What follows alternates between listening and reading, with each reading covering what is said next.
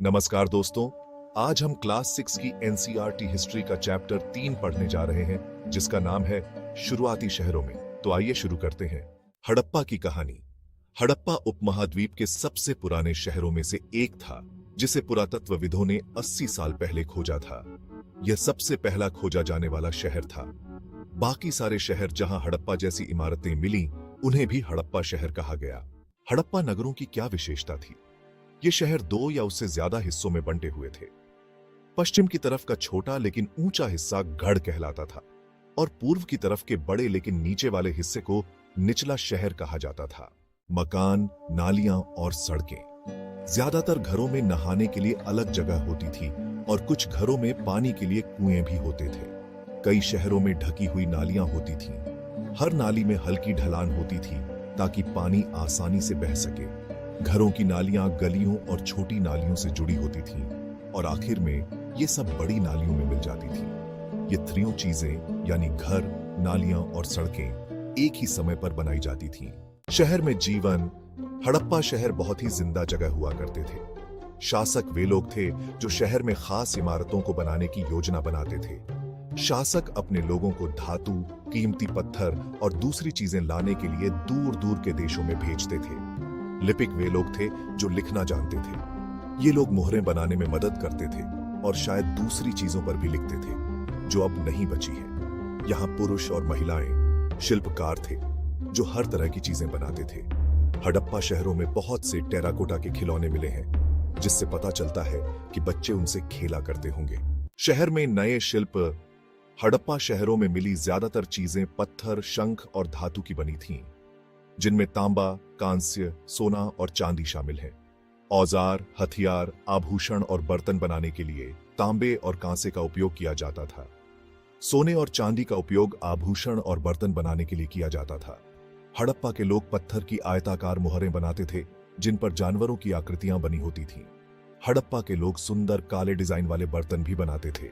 मोहनजोदड़ो में चांदी के फूलदान के ढक्कन पर कपड़े के असली टुकड़े तथा कुछ तांबे की चीजें चिपकी हुई मिली हैं। पुरातत्वविदों को टेराकोटा और फाइंस से बने तकली के चक्र भी मिले हैं जिनका उपयोग धागा बनाने के लिए किया जाता था। हड़प्पा में बनी ज्यादातर चीजें शायद विशेषज्ञों द्वारा बनाई जाती थीं। कच्चे माल की खोज में। कच्चे माल वे पदार्थ होते हैं जो या तो प्राकृतिक रूप से मिलते हैं या फिर किसानों या चरवाहों द्वारा उगाए जाते हैं। कच्चे माल को तैयार माल बनाने के लिए इस्तेमाल किया जाता है। हड़प्पा के लोग जिन कच्चे माल का उपयोग करते थे उनमें से कुछ तो वहीं पास में ही मिल जाते थे, जबकि तांबा, टिन, सोना, चांदी और कीमती पत्थर जैसी कई चीजें दूर दूर से लाई जाती थीं। हड़प्पा के लोगों को तांबा शायद आज के राजस्थान और पश्चिम एशिया के ओमान से मिलता था। टिन, जिसे तांबे के साथ मिलाकर कांसा बनाया जाता था, आज के अफगानिस्तान और ईरान से लाया जाता था। सोना आज के कर्नाटक से आता था और कीमती पत्थर गुजरात, ईरान और अफगानिस्तान से लाए जाते थे। शहरों में लोगों के लिए भोजन। गांवों में रहने वाले लोग फसलें उगाते थे और जानवर पालते थे। हड़प्पा के लोग गेहूं, जौ, दालें, मटर, चावल, तिल, अलसी और सरसों उगाते थे। हल का उपयोग मिट्टी खोदने और बीज बोने के लिए किया जाता था। पौधों को पानी देने के लिए पानी इकट्ठा किया जाता था और खेतों तक पहुंचाया जाता था। हड़प्पा के लोग गाय, भेड़, बकरी और भैंस पालते थे। गर्मी के दिनों में जानवरों के बड़े बड़े झुंडों को घास और पानी की तलाश में शायद दूर दूर तक ले जाया जाता था। लोग बेर जैसे फल भी इकट्ठा करते थे, मछलियां पकड़ते थे और हिरण जैसे जंगली जानवरों का शिकार भी करते थे। गुजरात के हड़प्पाकालीन शहरों पर एक करीबी नजर। धोलावीरा शहर कच्छ के रण में खादिर बेत पर स्थित था। इस शहर में मीठा पानी और उपजाऊ मिट्टी थी। धोलावीरा 3 हिस्सों में बंटा हुआ था और हर हिस्सा बड़ी बड़ी पत्थर की दीवारों से घिरा हुआ था जिनमें प्रवेश द्वार थे। बस्ती में एक बड़ा सा खुला क्षेत्र भी था जहां सार्वजनिक समारोह आयोजित किए जाते थे। हड़प्पा लिपि के बड़े बड़े अक्षर सफेद पत्थर को तराशकर लकड़ी में जड़े गए थे। लौथल शहर गुजरात में खंबात की खाड़ी के पास साबरमती नदी की एक छोटी नदी के किनारे पर स्थित था। शहर में कच्चा माल जैसे कि कीमती पत्थर आसानी से मिल जाते थे। शहर में एक गोदाम भी था। मोती बनाने की कार्यशाला, पत्थर के टुकड़े, आधे बने हुए मोती, मोती बनाने के उपकरण और तैयार मोती सभी यहां पाए गए हैं। अंत का रहस्य। लगभग 3900 साल पहले हम एक बड़े बदलाव की शुरुआत देखते हैं। लोगों ने कई शहरों में रहना छोड़ दिया।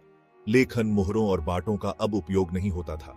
दूर दूर से लाए जाने वाले कच्चे माल मिलने बंद हो गए। मोहनजोदड़ो में हम देखते हैं कि सड़कों पर कूड़ा जमा हो गया, नालियां टूट गईं और सड़कों के ऊपर ही नए छोटे घर बना दिए गए। ऐसा क्यों हुआ? हमें पूरा यकीन नहीं है। कुछ विद्वानों का मानना है कि नदियां सूख गई थीं। कुछ का कहना है कि जंगल कट गए थे। कुछ क्षेत्रों में बाढ़ आ गई थी। लेकिन इनमें से कोई भी कारण सभी शहरों के खत्म होने की वजह नहीं बता सकता। ऐसा लगता है जैसे शासकों का नियंत्रण खत्म हो गया था। सिंध और पश्चिमी पंजाब, आज का पाकिस्तान, के स्थानों को छोड़ दिया गया, जबकि बहुत से लोग पूर्व और दक्षिण में नई और छोटी बस्तियों में चले गए। हमें उम्मीद है कि आपको सीबीएसई नोट्स कक्षा 6 इतिहास अध्याय 3 आपकी परीक्षा की तैयारी के लिए उपयोगी लगे होंगे। इसी के साथ हम विदा लेते हैं। अगर आपको हमारी वीडियो अच्छी लगी हो तो इसे लाइक, शेयर और सब्सक्राइब करना ना भूलें। धन्यवाद।